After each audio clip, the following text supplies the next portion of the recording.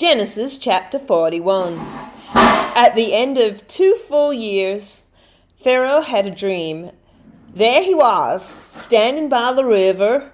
Then 7 cattle came up out of the river. They were sleek and fat, and they fed in the marsh grass.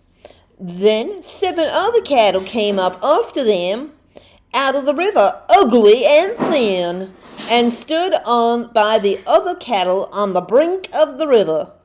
The ugly and thin cattle ate up the 7 sleek and fat cattle, so Pharaoh awoke. Then he went and dreamed a second time, and there were 7 heads of grain growing on one stalk, healthy and good.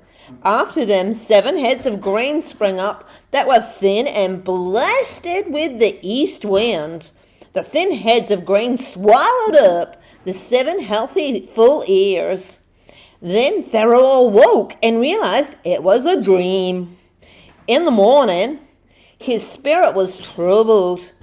He sent and called for all of Egypt's magicians and wise men.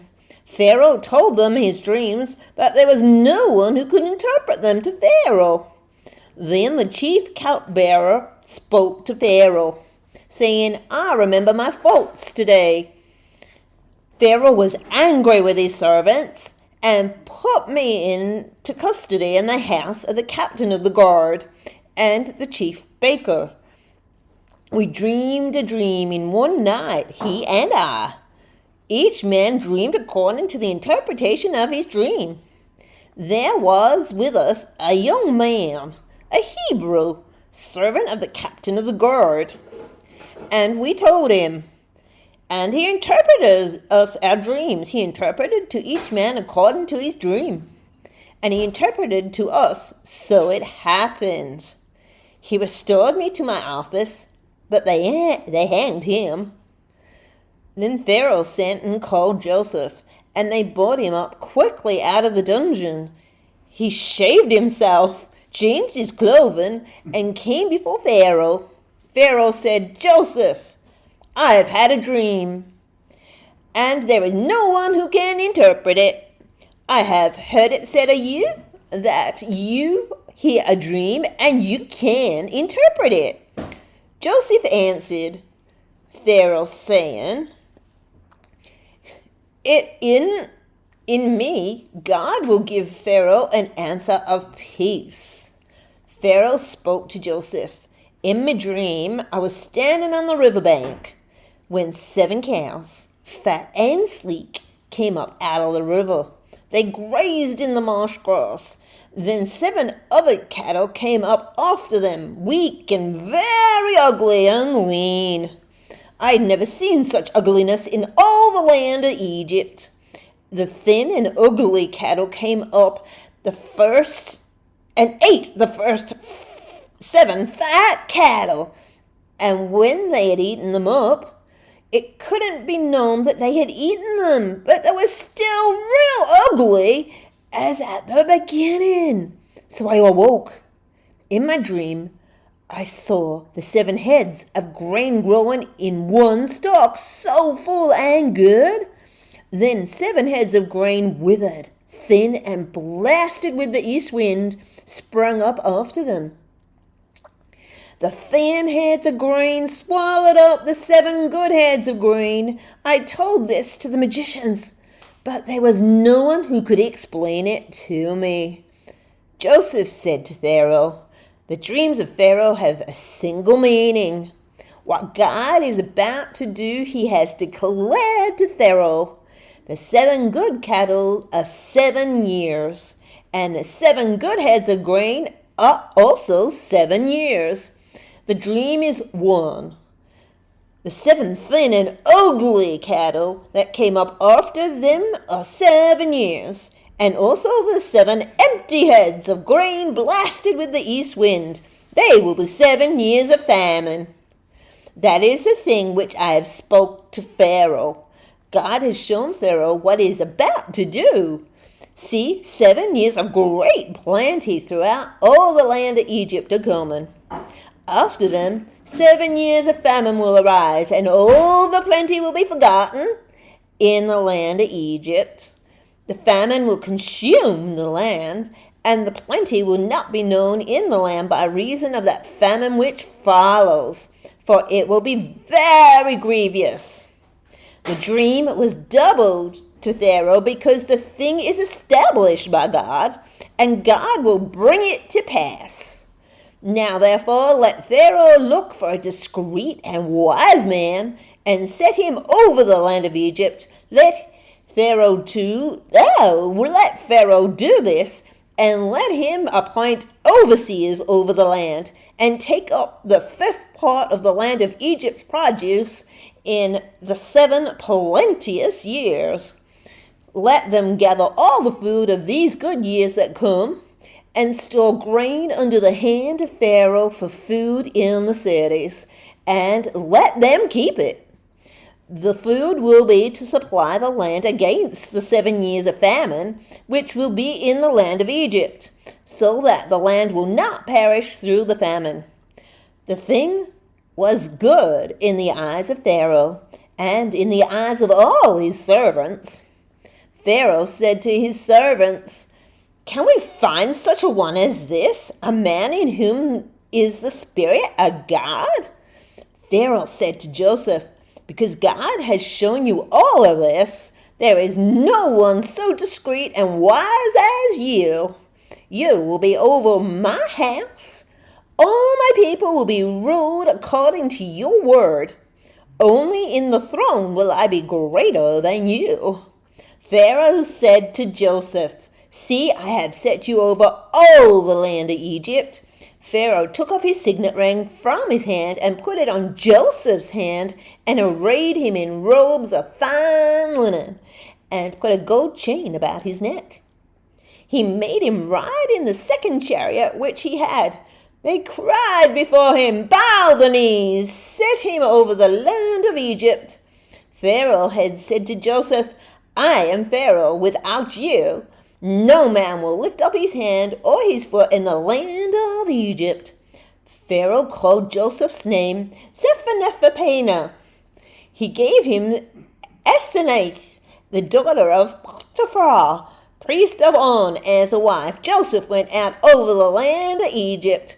Joseph was 30 years old when he stood before Pharaoh, king of Egypt.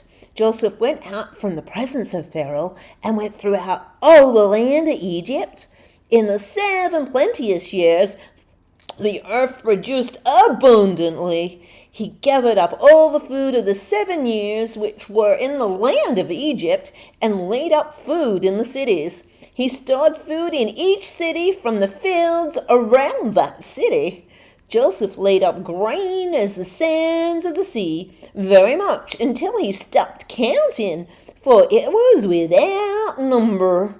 Before the year of famine came, 2 sons were born to Joseph, whom Asenath, the daughter of Potiphar, priest of On, bore to him.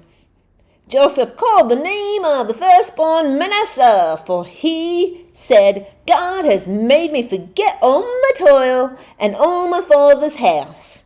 The name of the second he called Ephraim, "For God has made me fruitful in the land of my affliction." The 7 years of plenty that were in the land of Egypt came to an end. The 7 years of famine began to come, just as Joseph had said. There was famine in all the lands.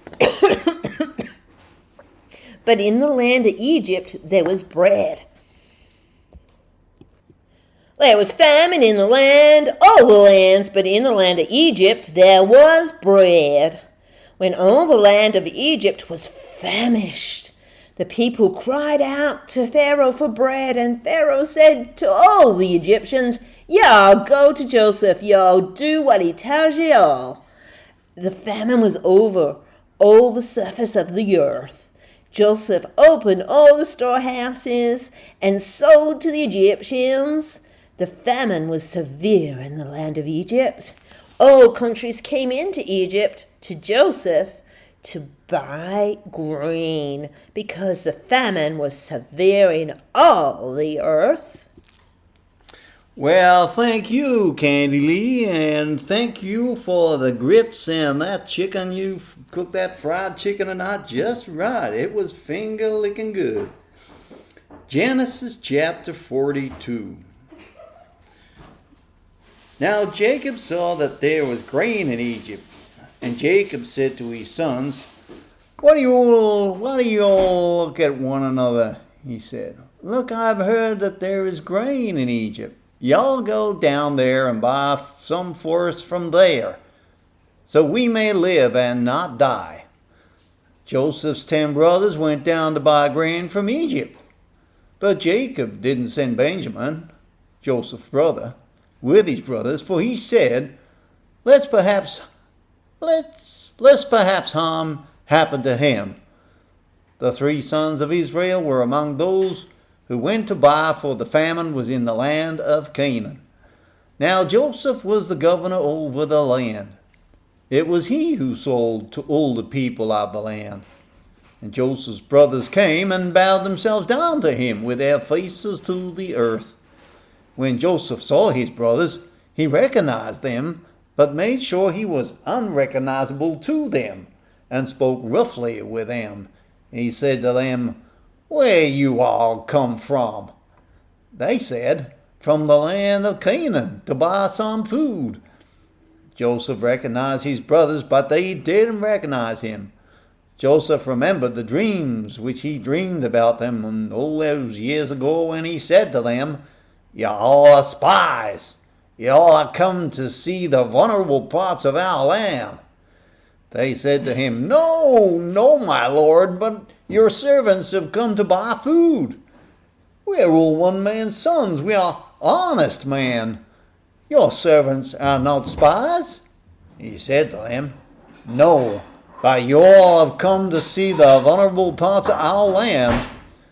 They said, We, your servants, are 12 brothers, the sons of one man in the land of Canaan. The youngest is with our father today, and one is no more. Joseph said to them, It is like I told you all, saying, Y'all are spies. But this y'all will be tested. By the life of Pharaoh, y'all will not leave here unless y'all's youngest brother comes here. Y'all must send one of y'all to get y'all's brother, while y'all remain bound, so y'all's words may be tested, whether there is truth in y'all. But if not, by the life of Pharaoh, surely you're all spies. He put them all together in a custody for 3 days. Joseph said to them on the 3rd day, Y'all do this and y'all will live, for I fear God. If y'all are honest men, then one of y'all's brothers will be bound in y'all prison, while the rest of y'all go and carry grain for the famine in y'all's household. Y'all brings y'all's younger brother to me, and then y'all's words be verified, and y'all won't die. They did so. They said to one another, We aren't certainly guilty concerning our brother. They actually said, We are certainly guilty concerning our brother, in that we saw the distress of his soul when he begged us, and we wouldn't listen. Therefore this distress has come upon us. Reuben answered them, saying, Didn't I tell y'all, saying, Don't sin against the boy? But y'all wouldn't listen. Now we must account for his blood. They didn't know that Joseph understood them, for there was an interpreter between them. He turned himself away from them and wept. Then he returned to them and spoke to them, and took Simeon from among them and bound him before their eyes. Then Joseph gave a command to fill their bags with grain, and to restore each man's money into his sack, and to give them food for the way. So it was done to them.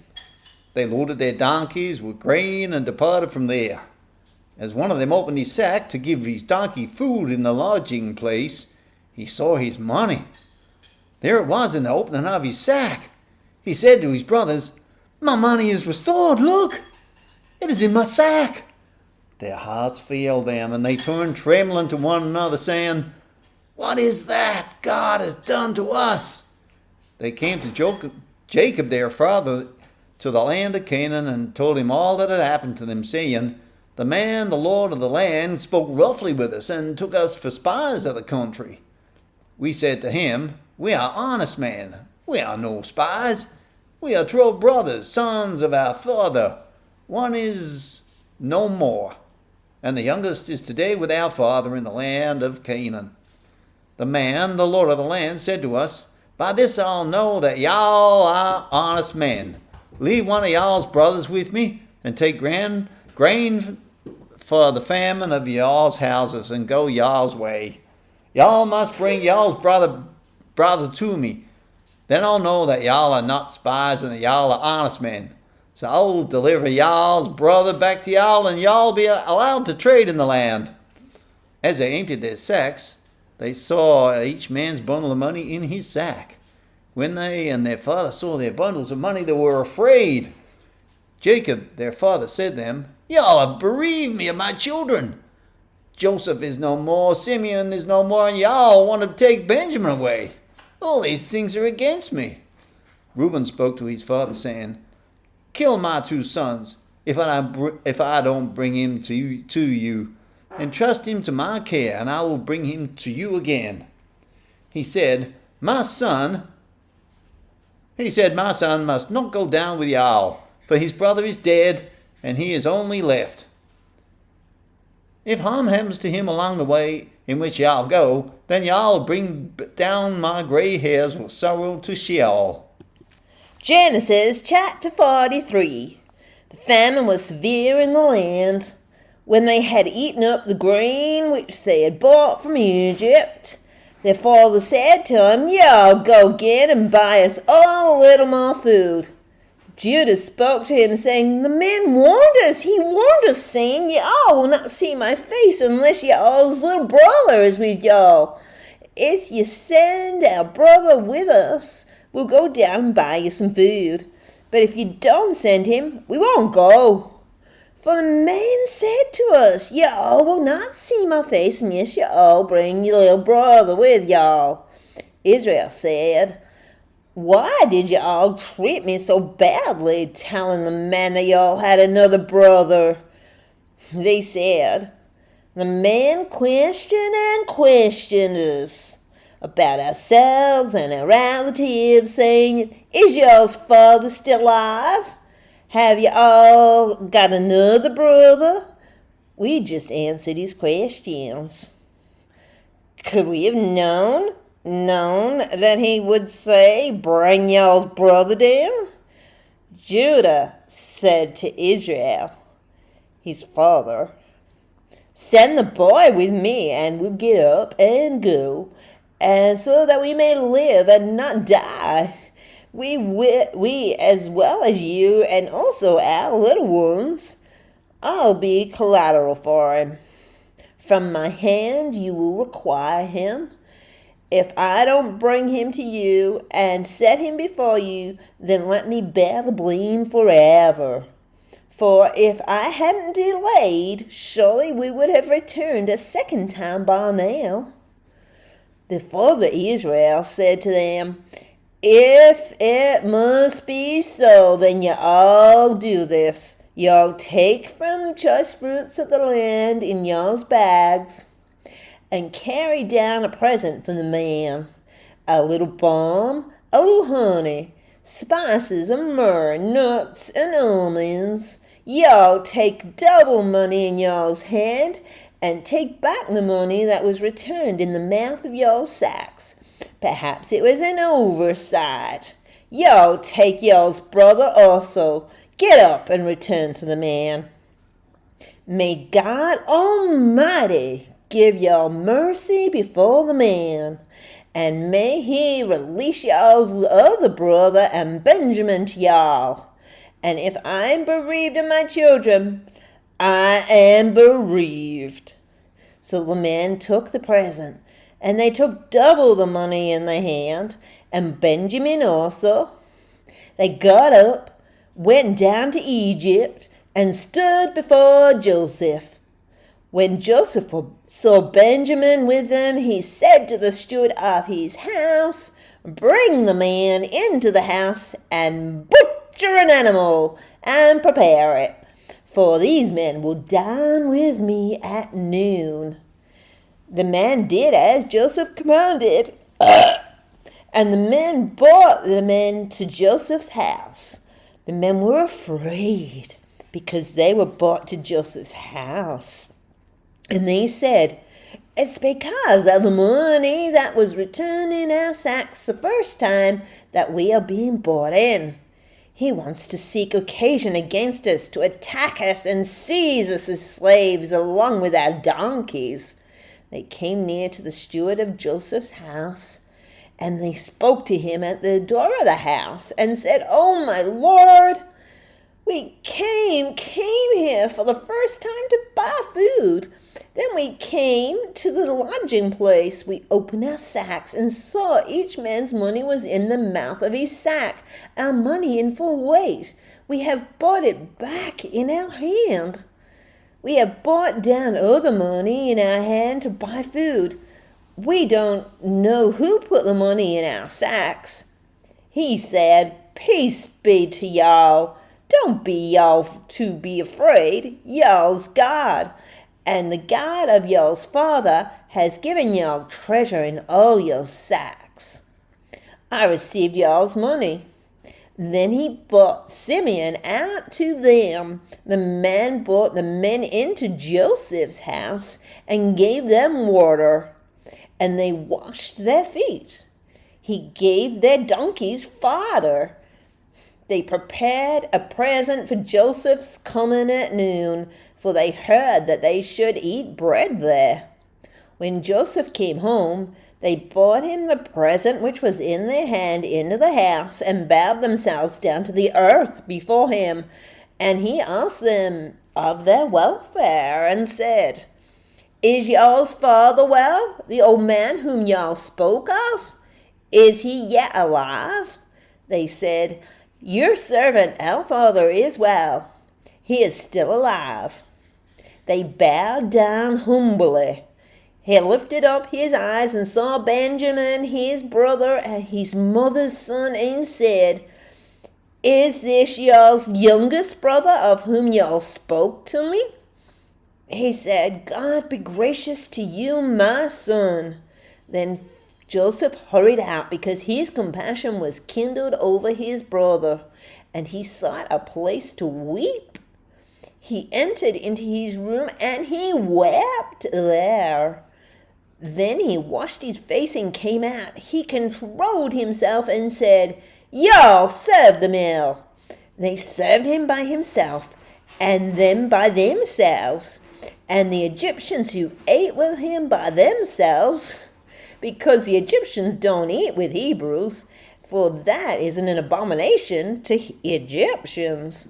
They sat before him, the firstborn according to his birthright, and the youngest according to his youth. And the men marveled with one another.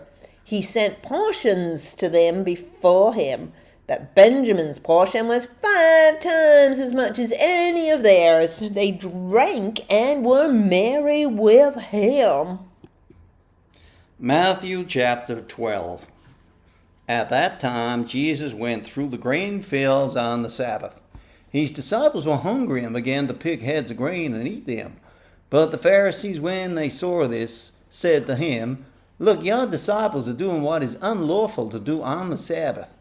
But he said to them, "Haven't y'all read what David did when he was hungry?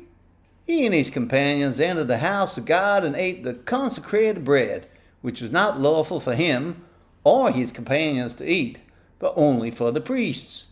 Or haven't ye all read in the law that on the Sabbath day the priests in the temple desecrate the Sabbath and are guiltless? But I tell y'all that something greater than the temple is here. But if y'all had known what this means, I desire mercy and not sacrifice, y'all wouldn't have condemned the innocent. For the Son of Humanity is Lord of the Sabbath." Departing from that place, he went into their synagogue, and a man with a withered hand was there. They asked him, "Is it lawful to heal on the Sabbath day?" so that they could accuse him. He said to them, "What human among y'all who has one sheep that fell into a pit on the Sabbath day would grab it and lift it out?